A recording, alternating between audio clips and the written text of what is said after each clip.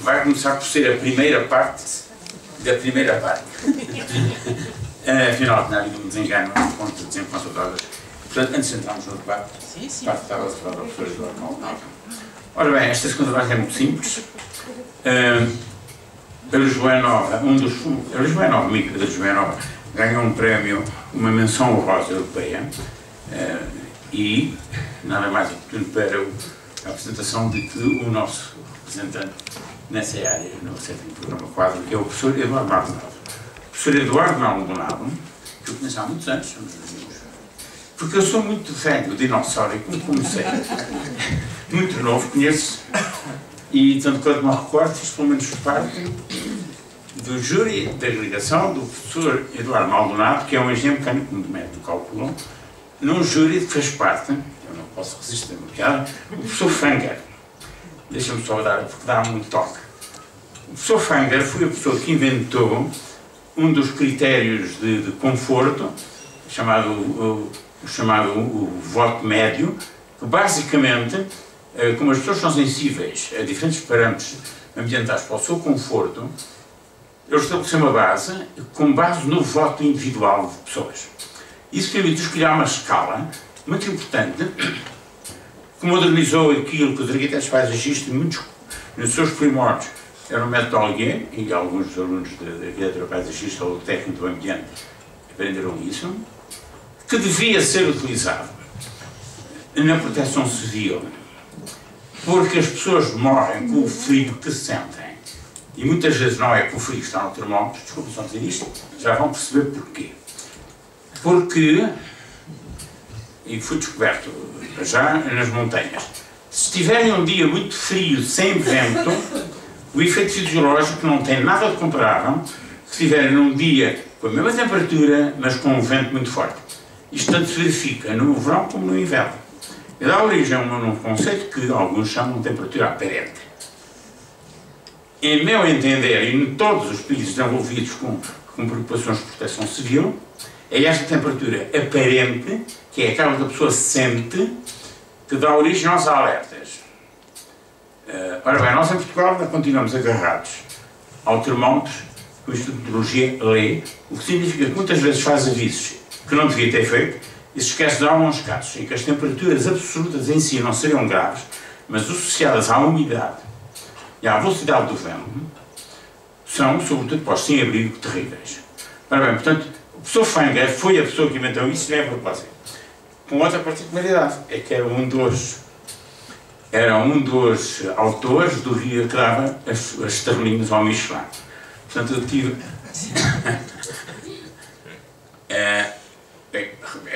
eu escolhi que era o homem, que é interessante, não é? Eu era um almocinista de você, não estava porque era o candidato. Portanto, estava o Oliveira Fernandes, e o que nós bem tentámos perceber qual era a estrelinha que ele diria ao queijo da serra, mas ele, claro, não se escusou, como era de seu lado. Ora bem, portanto, temos neste conteúdo, neste contexto, digamos, do conforto do... O professor Maldonado tem um papel muito importante no regulamento térmico dos edifícios, em vários componentes. Em alguns casos eu não estou completamente de acordo com ele, mas ainda bem, é assim. Foi uma enorme inovação que na altura pecou por se entender que não era suficientemente, eu entendia que não era suficientemente avançado, porque se entendia que os projetistas não tinham preparação. Eu não sei se em alguns casos já foi corrigido, ele tem a revisão. Na última versão, eu, por vezes, sobretudo com o ar interior, mas isso é uma sessão para nós. Às alturas, há, por vezes, algumas dúvidas relativamente em relação a isso, e nós não tínhamos convidá-lo para isso. Mas não é para essa função que ele está hoje convidado. Ele hoje vai ser bem tratado, porque ele de saída irá, no fundo, vou passar já a palavra, já fico com sabendo, portanto, estou Maldonado, digamos, tem neste momento este papel importante na FCT, no acompanhamento deste programa quadro, e daí, portanto, o significado de ser ele entregar esta menção, e ele dirá de sua justiça o que é que entende sobre esta coisa. Muito obrigado, Ricardo, por ter vindo a esse. Portanto, tem a palavra. Muito obrigado, e vou começar por dizer que estou muito rouco hoje, não sei porquê, portanto não vou conseguir falar muito, e também se calhar até é bom para todos que eu não consiga falar muito. Mas queria agradecer as palavras, então. Já agora conto também uma outra história, assim, por meio do Fenger, é que naqueles almoços a que ele ia, o Leo Fernandes, que era quem pagava na altura, ficava sempre muito preocupado porque ele conseguia sempre escolher a garrafa de vinho mais caro. Sem os preços para lá marcar. Ele conhecia muito bem. Bom, mas não é isso que nos traz aqui, efetivamente. O que me traz aqui é uma coisa que já vem de alguns meses, isto foi no fim do ano passado, mas estávamos à procura de uma ocasião adequada para entregar. E realmente este tema do hoje aqui em discussão prestava-se a isso. Portanto, quem vai receber tem que pedir desculpa pela demora, mas realmente foi uma questão de agenda até encontrar um tema adequado. Mas houve uma conferência europeia anual, chamados e-Challenges, portanto, uma coisa ligada a ICT, portanto, tecnologias de informação, e que todos os anos atribui um prémio e uma ou duas menções honrosas. E em Lisboa, que foi realizada aqui no ano passado, em outubro, e uma menção honrosa, uma das duas menções honrosas, no meio de 400 e tal artigos que foram publicados, portanto não estamos a falar de 10 ou 20, estamos a falar de 400 e tal. Portanto, selecionaram 3, houve um que teve um primeiro prémio e, portanto, as duas menções honrosas, uma delas é exatamente para, eu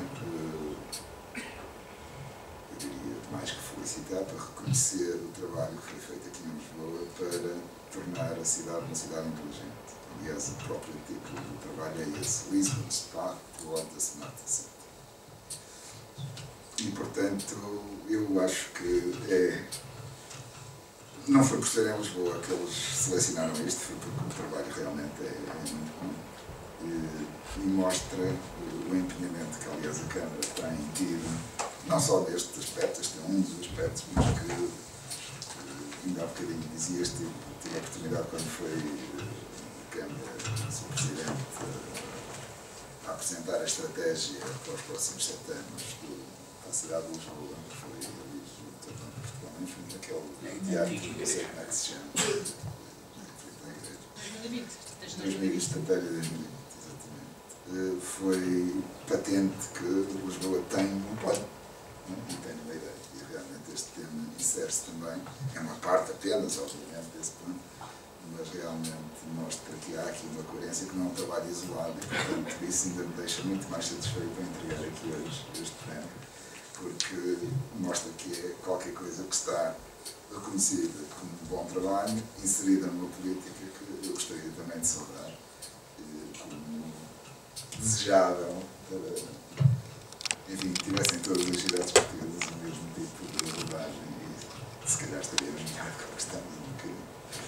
E, portanto, eu gostava de chamar aqui os autores. Eu sei que Joana Fernandes não está aqui. É tão boa que já Já não está. Portanto, Francisco Gonçalves e Miguel Alves, que estão os dois aqui. Miguel. Olá, somos dois. Só tem uma coisa.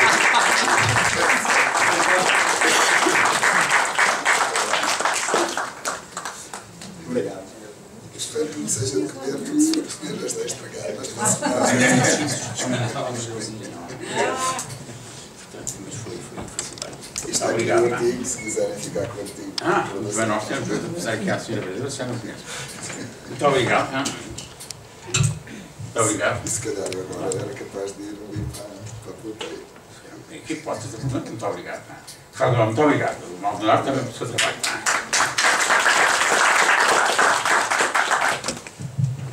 Ora bem, então, vamos passar então à segunda parte agora, para as perguntas e os comentários que quiserem fazer à apresentação da Sra. Vereadora Graça Fonseca. Como eu disse, a combinação, essa combinação não se evita da física, da coisa do direito e da sociologia. É um bocado. Eu ia dizer explosivo, mas enfim, é interessante. É interessante. Comentários. Se não fizerem, eu começo a fazer alguns para ver se desbloqueio. Deixe-me começar, sublinhar um aspecto na atitude do valor aqui da Lisboa Aberta, que tem a ver com os dados. A Lisboa Aberta deve dizer que eu, desde o início, resposta à questão, aliás, foi a Joana que pôs, e disse imediatamente sim. Eu sou absolutamente favorável a tudo quanto sejam dados abertos e temos conduzido uma luta como que tem criado aqui as maiores das inimizades, mas eu já sou um bocado resistente à história dos dados. Eu vou dar exemplos. Alguns dos dados que são absolutamente cruciais. Tudo quanto é informação meteorológica de base histórica que nós pagamos com os nossos impostos e quando queremos ter acesso a elas, pagamos segunda vez, ainda pagamos terceira vez, se calhar quando lhes digo que alguns deles são inconsistentes e estão errados, e alguns não, ou pelo menos não oferecem muita confiança. Nós pagamos o levantamento exaustivo do território nacional num projeto que tem a discriminação do território em grande pormenor, que era vital para um planeamento adequado e cujo acesso é reservado para ser pago. Nós, ao pagarmos pelos nossos impostos e para continuar, para usar para uma forma que seja produtiva, na dimensão adequada, precisamos de continuar a pagar, muito embora se afirme que eles são gratuitos. São gratuitos a um nível que não permite algum grau de competição. Qual é a diferença fundamental? Os americanos têm um princípio que é este: tudo quanto é pago por dinheiros públicos é público. E eu, que não sou americano, sou um ótimo beneficiário disso, porque a previsão meteorológica que eu disponibilizo para Portugal continental gratuitamente baseia-se naquilo que gratuitamente os americanos fornecem a qualquer cidadão do mundo porque foi pago por dinheiros públicos. Só para verem como é que para mim é enfático fazer isso. Eu acho que o resto é miserável. De onde? A disponibilização da informação geográfica nos Estados Unidos foi o que deu origem aos famosos GIS, o Geographical Information System, porque os dados estavam disponíveis, porque foram os primeiros a disponibilizá-los, porque foi o exército americano que criou a primeira base e logo que ela esteve feita, a disponibilizou ao mercado para a desenvolver. Isso faz com que eles hoje dominem o mercado mundial na série. Portanto, é só para mostrar quão valiosa e quão revolucionária é a atitude de dar a total abertura aos dados no seu pluro, e mais para lembrar que há uma diretiva europeia que diz que a partir de 2015 vai ser obrigatório que os dados, todos estes dados, sejam disponíveis. Bom, eu espero grandes reações àquilo que há de afirmar, porque não é nada simpático para muita gente, mas só com simpatia, simpatia, sobretudo hipocrisia, é que chegamos à situação em que estamos. É por isso que aqui, no fundo, são sessões abertas e que se alguém me vier dar a notícia ao contrário que assim é, eu ficarei satisfeito e peço desculpa. Muito obrigado. Sim. Posso comentar? Pode. Para tentar desbloquear. Como é evidente, estou completamente de acordo. Se não estivesse completamente de acordo, não teríamos feito isto. Agora, de facto, há uma resistência imensa, especialmente no setor público, mas não só. As empresas também têm imensa resistência à exposição de dados em formato livre e em formato aberto. E isso explica-se por várias razões, enfim, culturais, organizacionais, muitas outras. E o começar em abrir dados, por poucos que sejam, tem a virtualidade de obrigar os próprios serviços públicos, neste caso a própria Câmara, porque cá dentro também temos resistência, naturalmente. Aliás, basta olhar para o catálogo de dados que temos abertos para perceber que algumas áreas mantêm-se fora desta tentativa de abertura, mas aos poucos, se formos começando por uma área, vamos conseguindo chegar a outras áreas. Isto é não só importante por uma razão de transparência, digamos assim, do próprio setor público e das próprias empresas, mas é fundamentalmente importante enquanto ferramenta económica, se quiserem. Ou seja, eu dou-vos um exemplo. Ali na startup, na incubadora, uma das empresas que lá está desde o início é uma empresa que é a Azimuth, que fundamentalmente trabalha para o turismo. E, portanto, que constrói, se quiserem, uma aplicação, tem conteúdos sobre tudo o que acontece em Lisboa, sobre guias, sobre roteiros, sobre, enfim, um conjunto imenso de conteúdos. E na fase inicial foi muito complicado, precisamente, que eles tivessem acesso a alguns dados do nosso próprio lado, portanto do lado público, quando evidentemente isto é uma, se quiserem, lá está, uma esquizofrenia, porque em teoria nós devíamos ter todos interesse em que existissem mais empresas como estas a quererem fazer guias sobre a cidade, em promover Lisboa, assim que um turista chega a Lisboa, poder ter uma aplicação, por exemplo, para poder passear na cidade a nível dos seus monumentos históricos, e em vez de estarmos a promover que isso surja, estamos a bloquear que isso surja. E, portanto, a questão da abertura de dados não é só importante nesta perspectiva, é também importante numa perspectiva económica. E isso é, se quiserem, a alteração de paradigma que eu acho que temos aqui que tentar fazer, que é perceber que o Estado, no setor público, tem conteúdos, tem dados, tem informação que pode ser muito relevante do ponto de vista do funcionamento da economia. Portanto, é esta ligação que eu acho que é aqui muito importante. Posso só acrescentar, sem contrariar o contrário, estou completamente de acordo com o que estavam a dizer. Eu penso que há um conceito, penso que há genericamente no setor público e nos detentores de informação, nomeadamente informação geográfica, um preconceito que acho que tem que ser ultrapassado e que tem a ver com o facto de que dar informação para o setor, para a economia, é estar a contribuir para uma competição desigual entre entidades. E isso tem tornado esse bloqueio interminável, porque tem adiado sempre esse bloqueio, não é? Porque é possível dar dados para a universidade, é possível dar dados para outras instituições, para a investigação, por exemplo, mas quando se coloca a questão de uma empresa que pretende ter lucro a partir daqueles dados, isso já se torna um problema. E quer dizer, se eles estiverem abertos para todos, a competição e as oportunidades são iguais para todos na mesma. Mas eu penso que esse tipo de raciocínio ainda está muito instalado.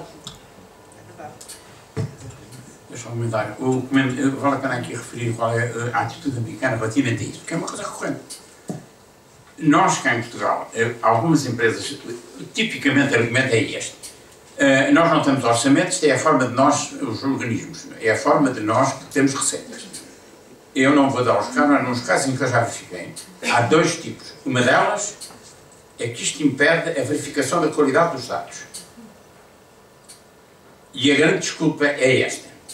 A outra é uma visão curta, porque o que dali resulta. Porque o que é que fazem os americanos? Uma coisa muito simples. Nós aqui achamos que fazemos a receita vendendo os dados. Os americanos acham que criam uma receita muitíssimo maior pelo valor acrescentado que as empresas acrescentam aos dados. Ou seja, isto permite criar empresas que, por sua vez, têm lucros, que, por sua vez, no seu volume, são muito superiores ao valor que teria tido. E com isto cria-se emprego. E essa é a razão fundamental pela qual eu trouxe isto, esta questão agora, tem a ver com isso. É um criador de emprego e o interesse é, sobretudo e fundamentalmente, de natureza económica. Nós temos áreas completamente, algumas bloqueadas por causa disso, que vem da tradição do condicionamento industrial, que foi das piores coisas que nos aconteceu no passado, temos de ser usado, em que era proibido ter qualquer iniciativa, abrir qualquer atividade, porque era a regulamentação. Ora bem, virar isto é uma revolução. E no momento em que nós nos preocupamos, portanto, com a criação de emprego e com o empreendedorismo, se a pessoa tiver acesso aos dados, tipicamente não é o Estado, ou é o funcionário que tem ideias originais sobre a forma de os utilizar. A forma de utilizar, eu vi no excelente concurso aqui da iniciativa da Lisboa Academia LX, algumas ideias extremamente interessantes não teriam corrido a ninguém. Como é que se pode usar um telemóvel aos outros? Não? Por outro lado, também nos vai levar a outras linguagens abertas, que é outra questão, que neste momento é ilegal, e aqui fica para a Câmara a quem assentar, que continua enfeudada, ali vem uma senhora, porque eu recuso hoje, eu mando para trás, desculpem só desta situação para ser coerente, tudo quanto me vier em um e-mail.dat, eu devolvo, porque digo, eu não estou disposto a estar condicionado e sobretudo a promover produtos da Microsoft. Não tenho nada contra a Microsoft, sou eu um defensor da igualdade de capacidades. E o enfeudamento a certo tipo de sistemas operativos é condicionante da nossa produtividade, além de que custa milhões ao Estado em licenças que em muitos aspectos são inúteis. Nós vetámos a capacidade de desenvolvimento nessa era por causa disso. Portanto, está a ver, a abertura dos dados é a abertura de espírito. Quando nós fechamos os dados que pagamos com os nossos impostos e temos protocolos fechados para ficar com o monopólio daquele serviço, nós estamos a reeditar aquilo que se passava nos anos 30 em países que hoje pretendemos que sejam paradigmas. Portanto, é um ponto importante. Portanto, se há uma coisa eu sublinho na atitude, na sua atitude é essa. Porque deixar saber que a minha atitude na Câmara também é esta. E já tive que lembrar às pessoas que há inclusivamente uma norma do Governo que diz que todos os documentos oficiais têm que ser trocados em protocolos abertos. Aparentemente ninguém leu isto, não é? Mas é obrigatório. Portanto, se de chegarem a algo em que só pode ser lido ou utilizando o Windows, que é o mais típico, podem devolvê-lo invocando a lei. E talvez com isso nós contribuamos para abrir um pouco, por aí, abrir outras coisas. E, portanto, não dar vantagens competitivas anormais, abusivas a alguns em detrimento de outros. Mas eu já disse o suficiente para explicitar as intervenções.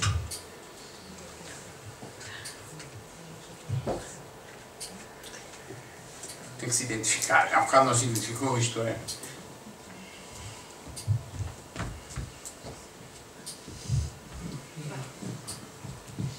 Eu sou professora do Instituto Superior de Agronomia e, enfim, na relação com os meus alunos, percebi a certa altura que havia uma estrutura muito importante da Câmara, que era que eles chamavam Ágora, que havia na zona ribeirinha, que era uma grande sala de estudo. Essa Ágora fechou. E apercebi-me que tinha sido, que neste momento é um vazio enorme que existe em espaços de estudo que estejam abertos toda a noite para os alunos. O técnico tenta fazer isso, mas o espaço não chega, porque hoje em dia alunos de todas as faculdades vão para o técnico estudar. Eu queria só dizer isto porque sinto que há uma falta desta infraestrutura enorme. Outra falta que sinto são as residências para os que vêm de fora. Não só os Erasmus, como enfim, alunos que vêm de outros pontos e que alguns vivem em circunstâncias horríveis, em caves de Almirante Reis, porque a oferta privada que existe para isso é muito cara e má. O Espaço Ágora não é da Câmara, o Espaço Ágora é da Associação Académica de Lisboa. O Espaço Ágora nasceu há muitos anos como uma iniciativa da Associação Académica de Lisboa, já mudou de sítio, originalmente não estava ali nessa zona que refere, que é onde está, está ali e tem tido um conjunto de problemas não relacionados com a Câmara, que nós tentámos desbloquear e espero termos conseguido, mas tem tido alguns problemas relacionados com a administração do Porto de Lisboa. Porque aquele espaço Ágora, onde eles estão ali, é um espaço da administração do Porto de Lisboa. Eles são inquilinos da administração do Porto de Lisboa. E houve um conjunto de problemas que têm a ver com a própria relação da Associação Académica de Lisboa, não vou entrar em grandes detalhes, mas que acho que finalmente com a nossa intermediação, espero, termos conseguido resolver o problema e que eles possam voltar a abrir. Até porque o Espaço Ágora tem obras feitas recentemente, é um espaço onde se investiu algum dinheiro, parte dele, aliás, público, da parte da administração central, e portanto esperemos que volte a abrir. Essa é uma boa situação neste momento. Faz falta espaços como este, sem dúvida, para além do técnico. Este espaço que lhe falei era exatamente a ideia de estar aberto 24 horas como espaço para as pessoas poderem trabalhar. E naquilo que tem sido a ligação com as universidades, precisamente, por exemplo, o projeto de requalificação que temos ali entre Campos, ali no antigo edifício da... Como é que se chama? Ali em frente ao Museu da Cidade, estou com uma branca, que vai ser agora requalificado, precisamente numa parceria com a Universidade de Lisboa. Precisamente uma das ideias é ter um espaço possa servir 24 horas para os estudantes. Mas é verdade que Lisboa tem falta desses espaços e por isso é que há pouco, quando falava do espaço de trabalho, é exatamente nessa perspectiva de termos mais locais abertos 24 horas. Mas isso tem que ser feito em parceria entre nós e as universidades, porque as universidades aqui também têm, tal como o técnico tem, uma grande responsabilidade também de colaborar connosco para ter esses espaços. Quanto à questão das residências universitárias, Lisboa nunca foi uma cidade de residências universitárias, ao contrário de cidades como Coimbra, que têm mais oferta. Lisboa nunca foi. Nos últimos anos tem-se aberto fundamentalmente residências para estudantes Erasmus, embora também tenham recebido estudantes nacionais, não são só estudantes Erasmus. Ali no Intendente, por exemplo, abriu a residência para estudantes Erasmus, que está permanentemente cheia, neste momento. E eu acho que tem surgido uma dinâmica, se quiser, um movimento que me parece também muito interessante para além da questão das residências universitárias, que aliás, uma das empresas também está da Startup Lisboa, mas tem surgido outras, que é a dinâmica de, no próprio mercado, se quiser, de espaços disponíveis para poder ser alugados para viverem estudantes. Eles basicamente começaram a trabalhar com as universidades para acabar com aquele fenómeno do papel que está nos placares das associações académicas a dizer aluga-se quarto, era uma coisa que no meu tempo via-se muitas vezes, e o que eles têm estado a fazer, essa empresa, é trabalhar com todas as universidades para centralizar a oferta de espaços para estudantes, sejam quartos, sejam residências, sejam apartamentos partilhados, para o estudante saber aonde é que pode se dirigir e já ter as condições que vai encontrar no apartamento ou no quarto ou na residência quando chegar. E, portanto, eu acho que esse é um movimento, para além da questão das residências universitárias, é um movimento interessante. Eu não tenho isto como garantido, nem nunca dediquei muito a refletir sobre o assunto, mas as cidades que têm mais oferta de residências universitárias nem sempre são aquelas que conseguem manter as pessoas depois dos cursos. Há pouco tempo eu estive em Boston, numa visita com a organização que é o World Class Cities, e um dos problemas, por exemplo, que Boston tem é precisamente a questão de eles não conseguem, depois de acabarem os cursos, a esmagadora maioria dos jovens licenciados sai da cidade e vai para outras cidades. E uma das avaliações que eles fizeram é o facto de viverem em residências universitárias e não terem grande enraizamento com a cidade, é um dos fatores que explica que eles não se sintam tão motivados ou tão, se quiser, ligados à cidade depois de acabarem e, portanto, partem mais facilmente. Isto é algo que está a surgir em algumas cidades, nesta fase nós ainda estamos muito distantes disso sequer acontecer, porque nunca fomos uma cidade de residências para estudantes, mas apenas para sinalizar que eu acho que os dois movimentos são importantes. Eu acho que é importante residências universitárias, mas também acho que é importante que surjam empresas ou movimentos destes que lhe referi, que olhem para o mercado, para a oferta que existe e procurem que os estudantes também se insiram no mercado do arrendamento e que também tenham outros espaços onde fiquem. Acho que temos que procurar um bocadinho o equilíbrio das duas.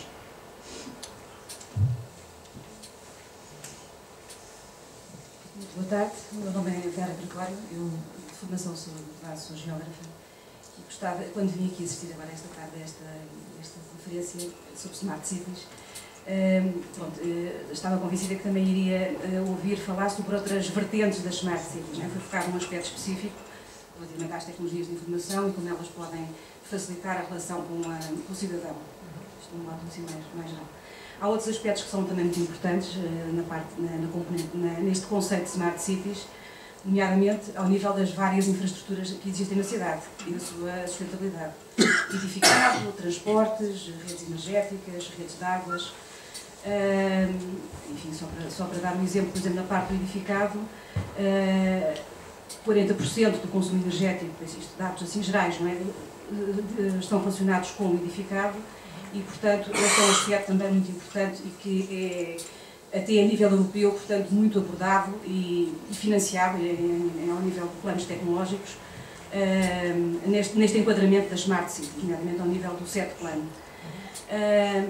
Eu gostava de saber, dentro desta componente das várias infraestruturas e da sua sustentabilidade, que são temas que estão ligados com o conceito de Smart City, o que é que o município de Lisboa está a fazer nesse sentido para criar sinergias com estes programas europeus e de forma também a promover o crescimento económico da cidade, naturalmente, não é?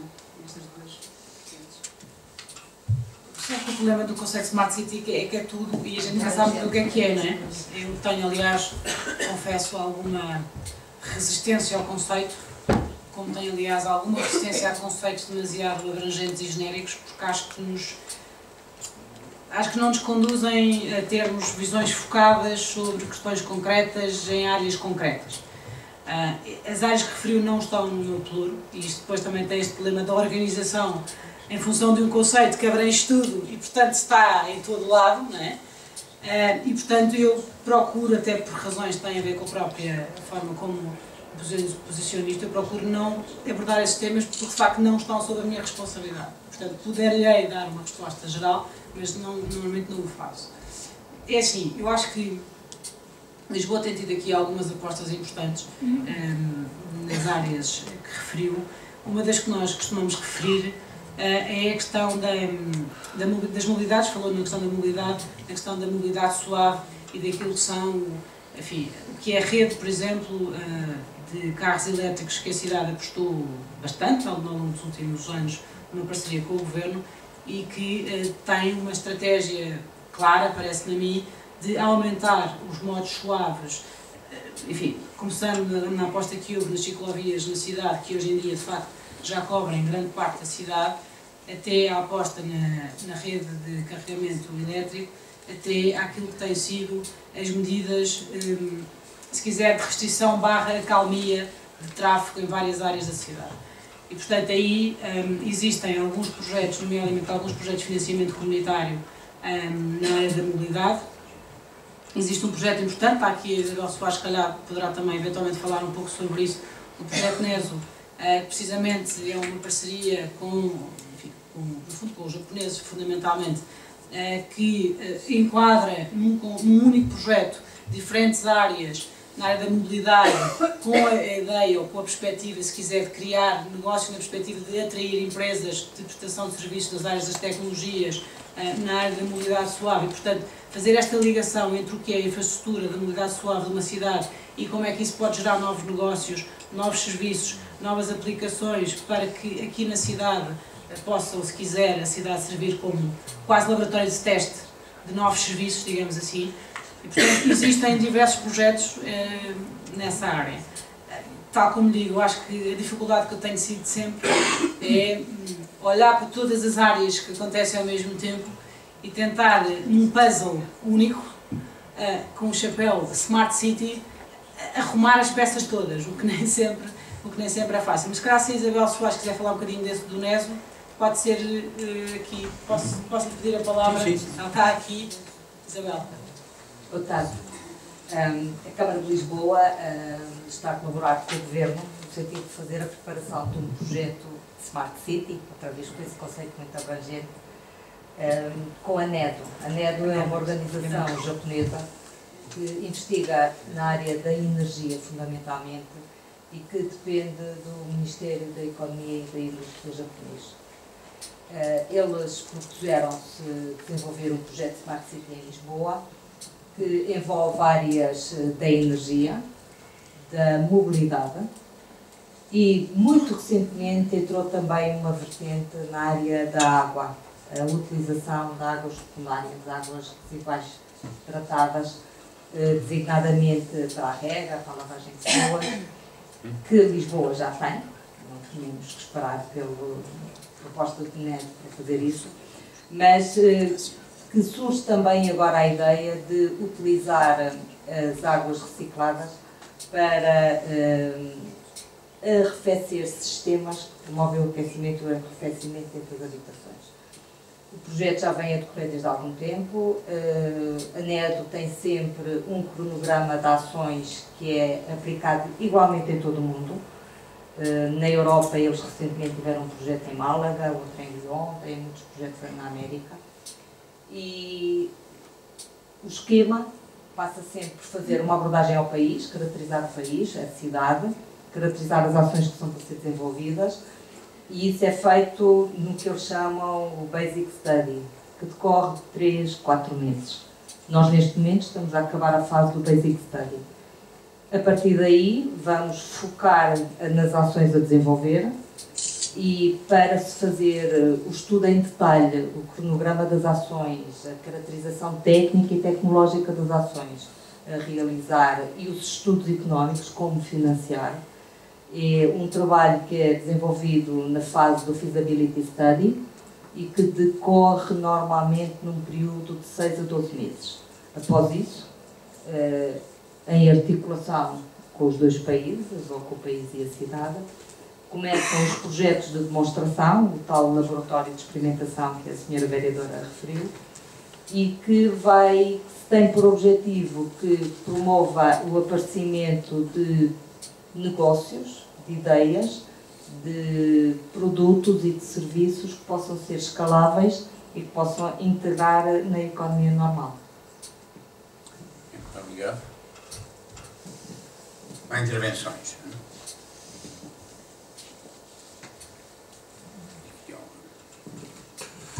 Eu aproveito a presença da senhora vereadora da inovação para recordar-lhe uma inovação que é fundamental em Lisboa e que, vergonhosamente, até hoje Lisboa não tem. E que é pior, que é a única capital da Europa que não tem. O professor Delgado Domingos já sabe do que eu vou falar. Nós somos a única capital da Europa que não tem um posto de em regime de serviço público de abastecimento de gás natural comprimido para veículos a gás natural. Este é um assunto que se arrasta há anos e anos. Já fizemos numerosas diligências junto à Câmara de Lisboa e até hoje nunca foi resolvido. Como podemos ajudar, se a Câmara quisesse, a resolver esse problema, essa falha gravíssima? Não imagina a quantidade de turistas estrangeiros, sobretudo italianos, que vêm a Portugal com seus carros, metano, como eles dizem, e perguntando onde podem abastecer, e eu sou forçado, nós, a Associação Portuguesa do Veículo a Gás Natural, somos forçados a responder: não há abastecimento. Isto aqui é como o país da República Centro-Africana, ou um lugar assim, que não há postos públicos em regime. Nós estamos fartos de solicitar, não dinheiro, não precisamos de dinheiro, apenas locais para a instalação de postos públicos de abastecimento. No entanto, parece que há uma muralha dentro da Câmara de Lisboa. São capazes de gastar horrores de dinheiro com projetos bastante, na meu ver, duvidosos. E, no entanto, para uma coisa relativamente simples, uma tecnologia já dominada, uma coisa que está em vigor em quase todos os países da Europa e no mundo todo também, isto parece bloqueado. Quem sabe a senhora vereadora de inovação fará mais uma força no bom sentido. Muito obrigado. Registro.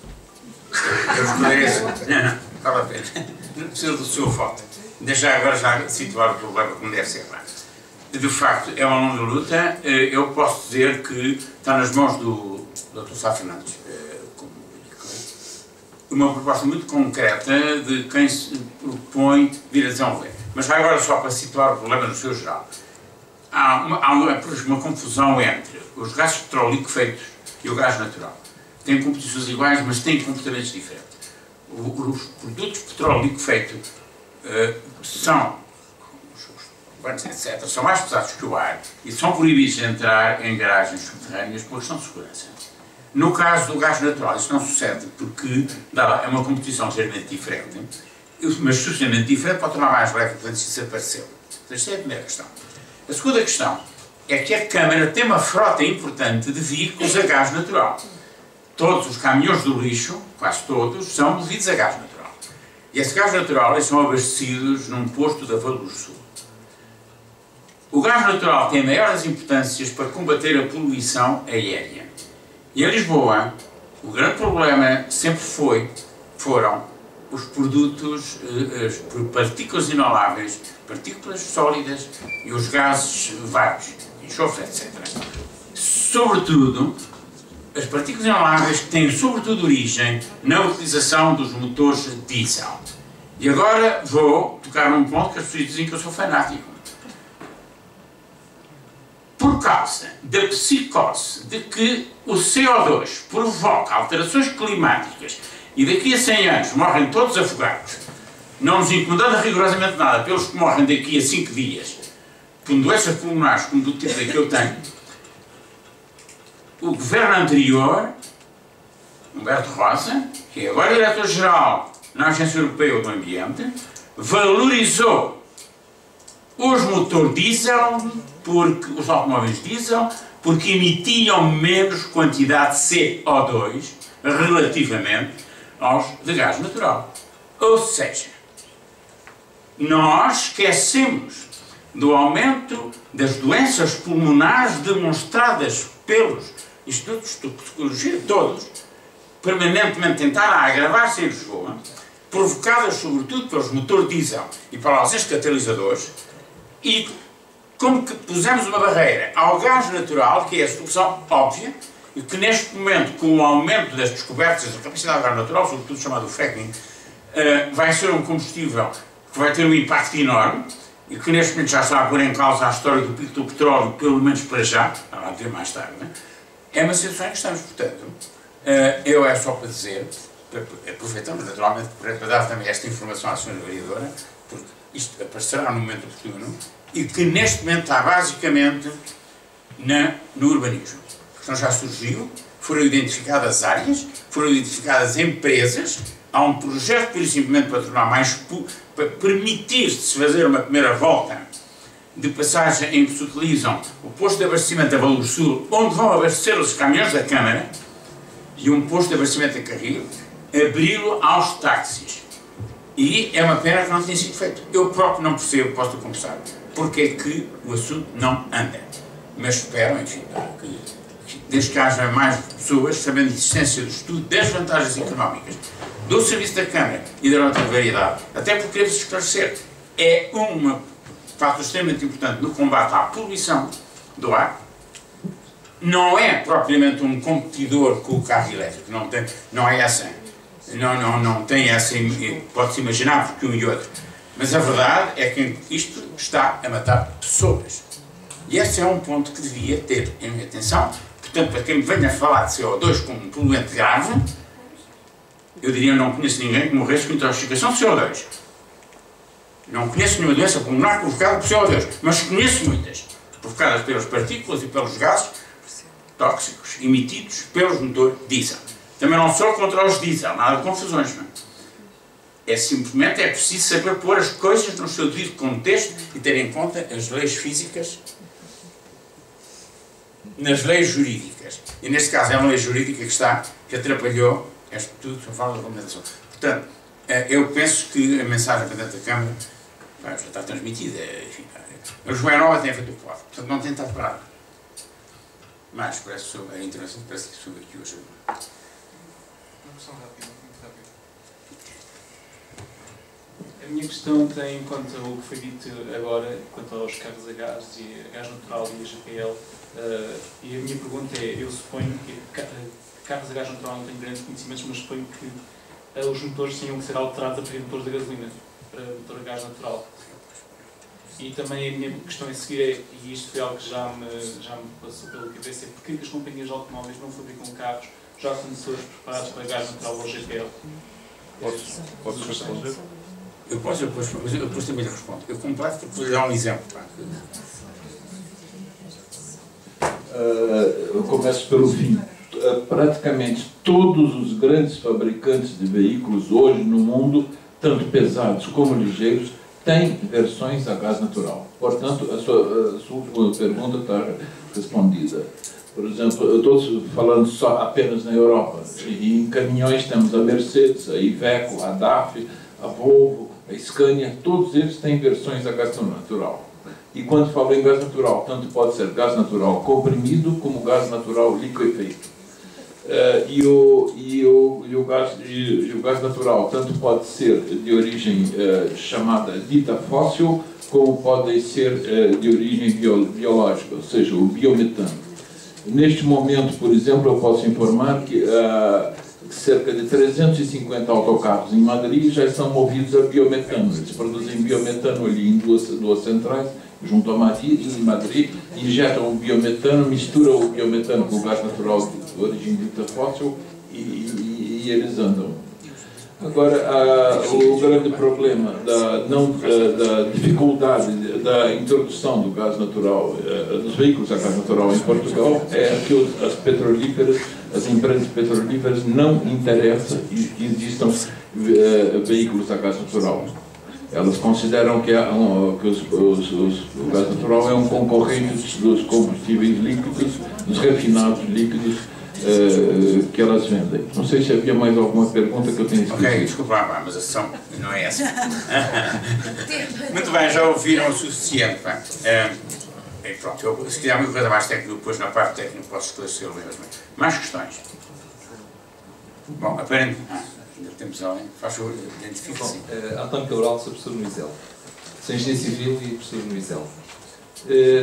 Pronto, eu gostava de citar todo este trabalho que tem sido feito e gostava de saber se tem alguma avaliação do impacto que já existe neste momento destas iniciativas, que são recentes, não é? Não só na cidade, mas provavelmente isto tem impacto para além da cidade, e se, com a importância que isto tem, não deveria haver uma reprodução a nível do país, e se Lisboa não poderia estar a liderar isso, ou uma ideia, não sei se não seria importante em todo o país.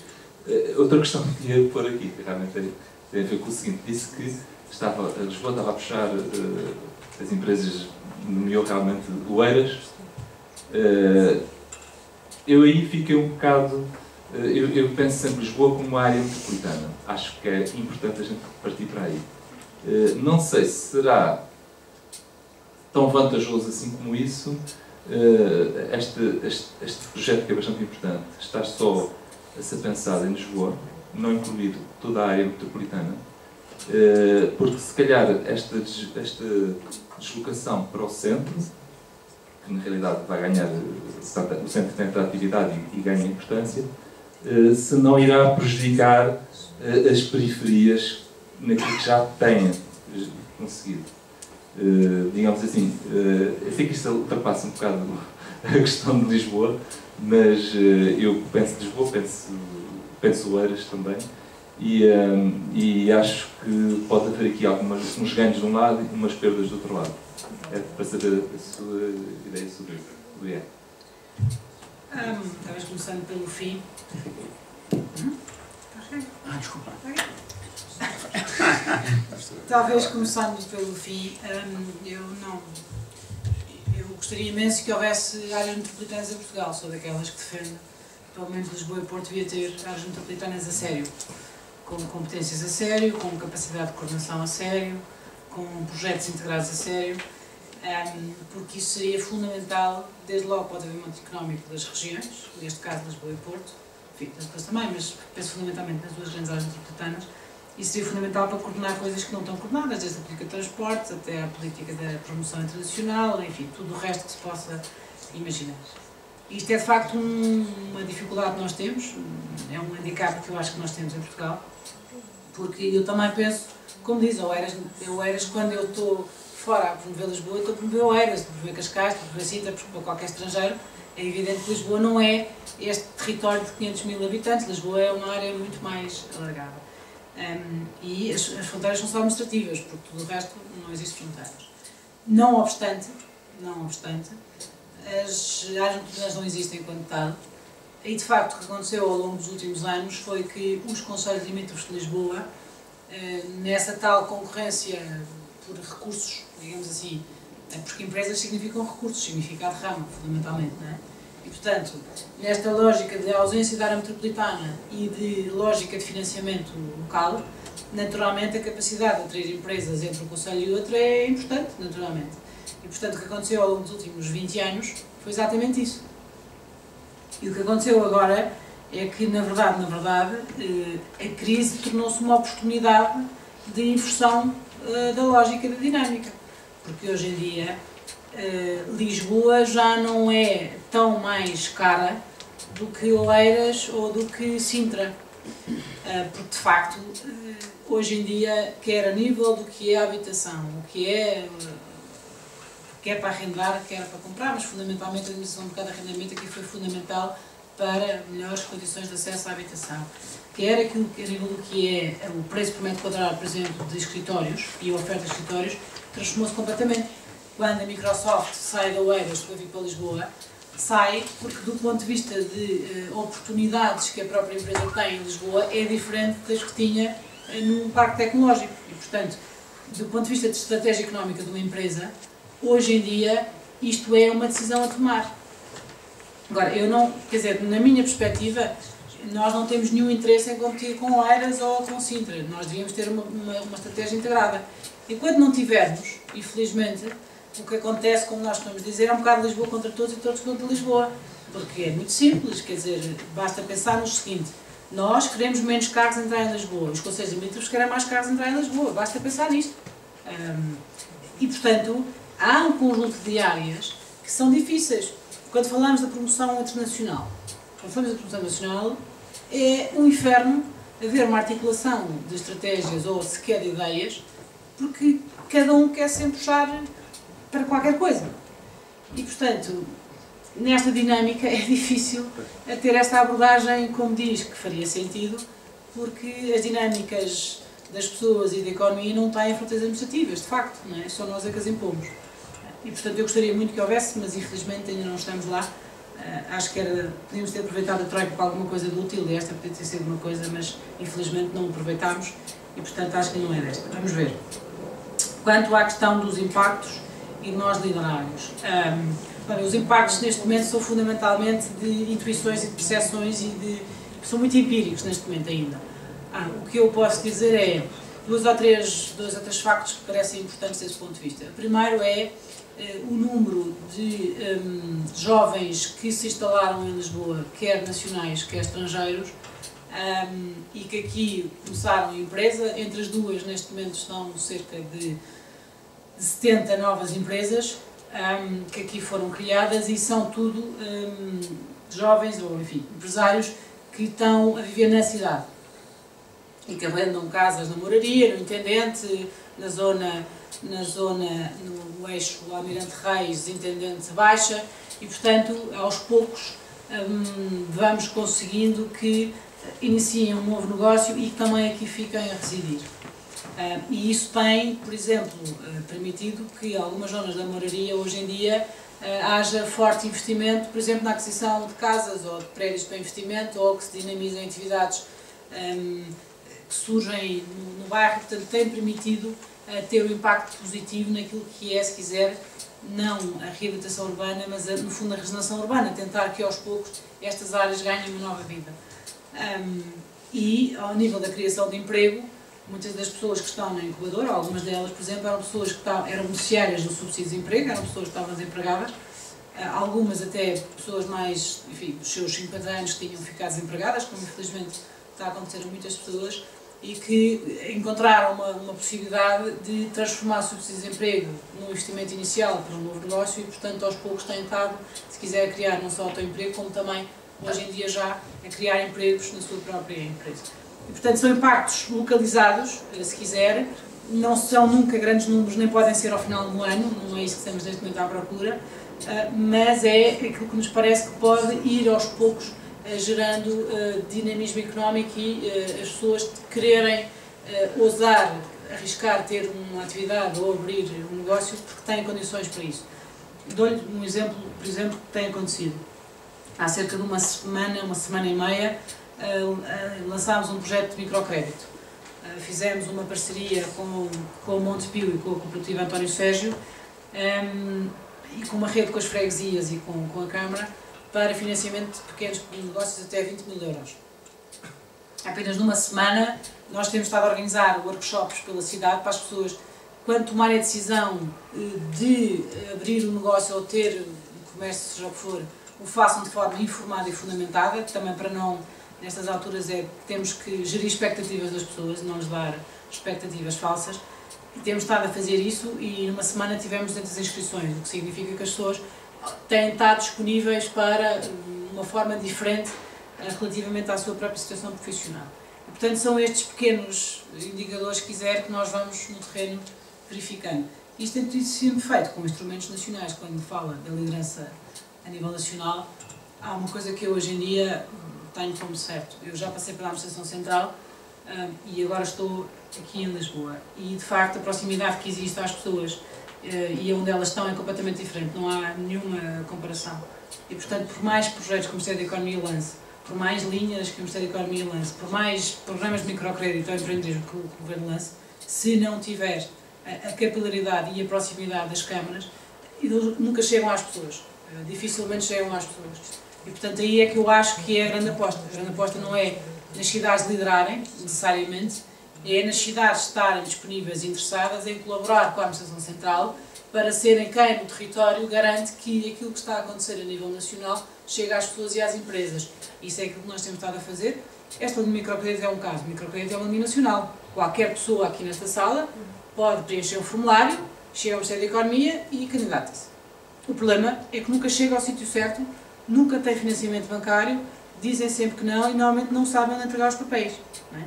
E, portanto, se nós montarmos a rede de proximidade, se nós trabalharmos com um banco, de maneira a que o banco, quando chega lá, não diga sempre que não, e conseguimos ter parceiros que fazem formação às pessoas e que ajudam à elaboração de planos de negócios e aos primeiros 6 anos de vida, nós aí temos a garantir que o que existe de fundos disponíveis está a chegar às pessoas, às empresas. Eu acho que aí é que as cidades podem fazer a diferença, menos do que liderar, mas mais na perspectiva de liderar para as pessoas e menos a nível nacional. Eu posso só dizer, eu estava a dizer liderar no sentido de passar este exemplo que se está a fazer em Lisboa para os outros depois repetirem, não é? Mais nesse sentido, não era tomar a liderança perante Coimbra ou Porto, etc. Era mais passar a mensagem. Sim, isso temos-lo feito. Bem, nós chegamos ao fim da sessão. Deixem-me só fazer uma pequena, naquilo que é possível, alguma conclusão. Eu penso que foi extremamente interessante e importante a informação que nós, de algo de vivo que está a ocorrer. E muitas vezes, para além das obras, são as ideias que estão por trás e que estão a mexer. A ideia de abertura aqui mostrada, as iniciativas e alguns atos simbólicos que eu acabei por exprimir sob a forma de linguagens abertas, de dados abertos, de informação aberta, na medida em que combate digamos, a vocação muito portuguesa e muito herdada do passado, do monopólio. As pessoas sentem-se confortáveis em monopólio e reparem que a grande preocupação do organismo público é que alguém possa fazer lucro com o dinheiro, com os dados que ela possui. Eu acho isto fantástico. É fantástico. Portanto, não façam, mas também não querem que ninguém faça. É um conceito que promove o atraso. Ora bem, o que nós assistimos foi a duas coisas importantes. Primeiro, há uma série de iniciativas, para já é um pluro novo. Eu acho que muita gente, eu próprio, estou bastante próximo da Câmara, não desconhecia, eu penso que muita gente também desconhecia as iniciativas. Por sua vez, elas sucedem a tal velocidade que é difícil acompanhar. Nós estamos cá. Não seria? Não, é verdade. Mas, digamos, com estas ideias-chave da abertura, da iniciativa, da inovação, e a inovação começa pela transparência, e a transparência exige os tais dados, os dados abertos e as linguagens abertas. Eu penso que nós só temos que agradecer à Sra. Vereadora Garcia Fonseca, digamos, o ter disponibilizado para vir aqui a esta pequena comunidade que vai variando, aliás, são diferentes interesses e que o espírito habitualmente é este. Eu não gostaria que ficasse qualquer dúvida. Satisfizemos as perguntas todas, respondendo todas as questões. Nós preferimos que elas sejam feitas aqui nos corredores ou no regresso, não há aqui nenhuma. Portanto, mais uma vez agradeço. O professor Maldonado já não está, já não tive que agradecer pessoalmente, mas agradecemos a vossa presença e, sobretudo, à Sra. Vereadora. Muito obrigado.